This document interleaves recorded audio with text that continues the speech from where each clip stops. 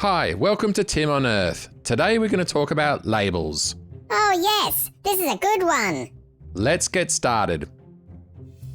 There's no question labels are useful. They stop us from drinking bleach. They tell us which cable charges the phone and which one mysteriously belongs to a printer from 2004. They even stop some of us from putting our underwear on inside out. Some of us? Dude, please, you promised not to mention that. Labels are useful until they're not, because there's another kind of label, a more dangerous kind. Not the kind stuck on a jar, not the kind sewn into your shirt. I'm talking about the labels that get slapped onto people. The labels that flatten human beings into caricatures. The labels that whisper in our ears, you're this, they're that. You're good, they're the problem. And once that happens, something powerful kicks in. We stop seeing people, we start seeing categories. And categories are easy to manipulate. Throughout history, humans have used labels to build identity and belonging. Punk, goth, hipster, vegan, tradie, nerd, rich, poor, city, country. There's nothing inherently wrong with that. We're social creatures. We sort, group, and organize the world around us. That's just part of being human. Sometimes labels help us find our tribe. They create community, solidarity, meaning. But when labels stop being descriptive and start becoming divisive, that's when they turn nasty. Because once you reduce people to labels, it becomes very easy to make assumptions. Ah yes, humanity's favourite hobby. Jumping to conclusions with absolutely no training. Exactly. You know the sort of thing. Every conservative dismisses climate change. Every progressive wants to ban common sense. Every religious person is a zealot. Every atheist is soulless. Every rich person is evil. Every poor person is lazy. And every bloke with a podcast thinks he's Socrates. Fair enough, I guess. The point is, labels quickly become shortcuts, and shortcuts quickly become stereotypes. And stereotypes, when weaponized, become something much, much worse. Because if you can get people to see each other as crude stereotypes, you can get them to fear each other, mock each other, hate each other, vote against each other, distrust each other, and all the while, the people with actual power can quietly get on with business. Nowhere is this more obvious than politics. There are two types of labels in particular that have become absurdly influential, absurdly simplistic, and honestly, absurdly stupid when you really think about them. And you already know what they are. Left and right. Yup. 2 words, 2 directions.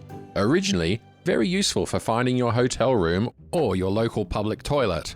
Now apparently expected to contain the full range of human thought, morality, economics, identity, history, psychology, and social values. Left, right. As if billions of people, with all their contradictions and complexity, can be sorted neatly into 2 camps like socks. That's optimistic. We can't even figure out how to sort our recycling properly. And yet, here we are. Today, left and right aren't just political positions. They have become cultural identities, tribal uniforms, moral verdicts.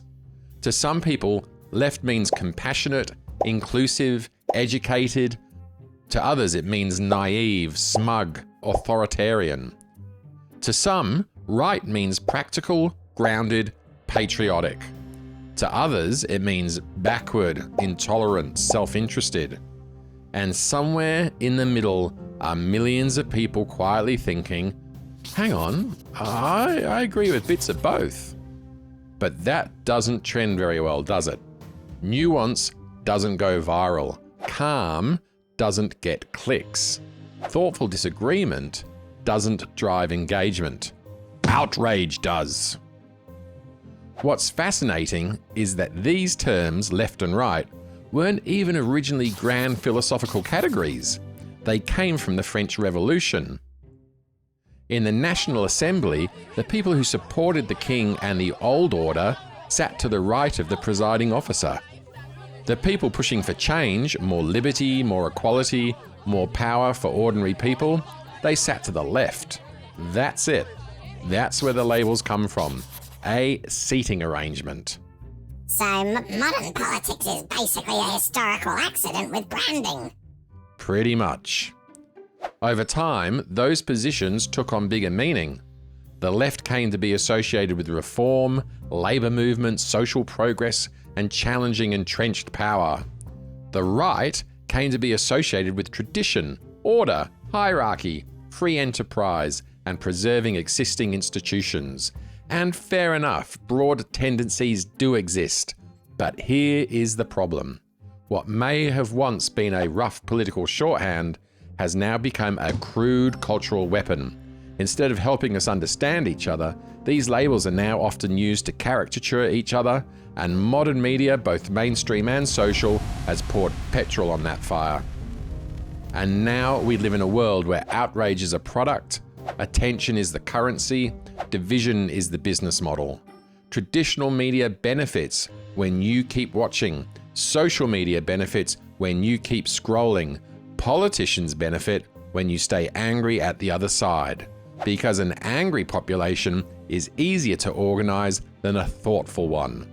If you can convince people that their biggest enemy is the bloke across the street with a different lawn sign, they're less likely to notice the influence of lobbyists, corporate donors, media empires, and cynical career politicians. Don't look up, peasants. Keep yelling at each other. Exactly. And the algorithm loves this. The more emotional the issue, the better. The more identity gets wrapped around it, the better. The more people feel morally superior, threatened, offended, or righteous, the better. Soon enough, people aren't just discussing immigration, climate, policing, gender, religion, economics, or public health. They're performing allegiance. They're signaling to their tribe, protecting their identity, defending the label. And once that happens, truth becomes secondary. Now, to be clear, this doesn't mean that there are no real disagreements. Of course there are. Some issues matter deeply. Some values genuinely clash. Some policies really do have major consequences. This is not an argument for mushy centrism. I'm not saying everyone's right, and it's definitely not saying all political differences are fake. It's saying that the left versus right framing is often too crude to help us think clearly, because most people aren't ideologically pure. The same person might support stronger public health care and stricter border control. They might care deeply about the environment and hate being talked down to. They might support free speech and also believe corporations have far too much power. Real people are messy, contradictory, nuanced, which is another way of saying human. Disappointingly human, yes. And here's the hopeful part. We may not be as divided as we've been led to believe. In fact, there is growing evidence that many people wildly overestimate how extreme the other side actually is. And that's important, because if you think half the country is made up of lunatics, monsters, idiots, or fanatics, then compromise starts to feel immoral. But if you realize most people are more reasonable, more conflicted, and more human than the caricatures suggest, then the temperature drops. You can disagree without dehumanizing. You can argue without declaring war. You can hold your values without becoming a zealot. That matters. Because right now, one of the most destructive things happening in our societies is not disagreement itself. It's the deliberate inflation of disagreement into permanent hostility. And that hostility serves someone. Always ask, who benefits? Who benefits when the working people despise each other? Who benefits when ordinary citizens are locked into endless culture war trench battles? Who benefits when distrust is high, solidarity is low, and everyone's too exhausted to look up. Usually not you, usually not me, usually not the average family trying to pay the bills, raise decent kids, stay healthy, and make some sense of the world. Because while we're busy calling each other snowflakes, fascists, woke idiots, rednecks, elitists, commies, bigots, sellouts, or sheep, power keeps moving. Money keeps flowing. Influence keeps concentrating. Lobbyists keep lobbying. Media owners keep framing. Platforms keep optimizing for outrage. And politicians keep pointing sideways so we don't look upwards. It's actually quite elegant in a deeply horrible kind of way. It is. And that's why I think it matters. Not because labels are always bad, but because when labels start doing our thinking for us, we become easier to manipulate. We become reactive instead of reflective, tribal instead of thoughtful, predictable instead of free. And maybe that's the real danger here. Not that we disagree, but that we've forgotten how to disagree without surrendering our humanity. So what do? Well, probably not scream at strangers on the internet. Controversial opening move. I know. Maybe the first step is simply this. Be suspicious of any framework that reduces millions of people to a cartoon. Be suspicious of anyone trying to make you hate broad groups of people you've never met. Be suspicious of narratives that make you feel instantly righteous and everyone else instantly evil. And above all, keep asking the question, who benefits from this division? Because if the answer is media ratings, political power, corporate influence, or algorithmic engagement, then maybe the conflict has been framed for someone else's advantage. Maybe the person on the other side of the label isn't your real enemy.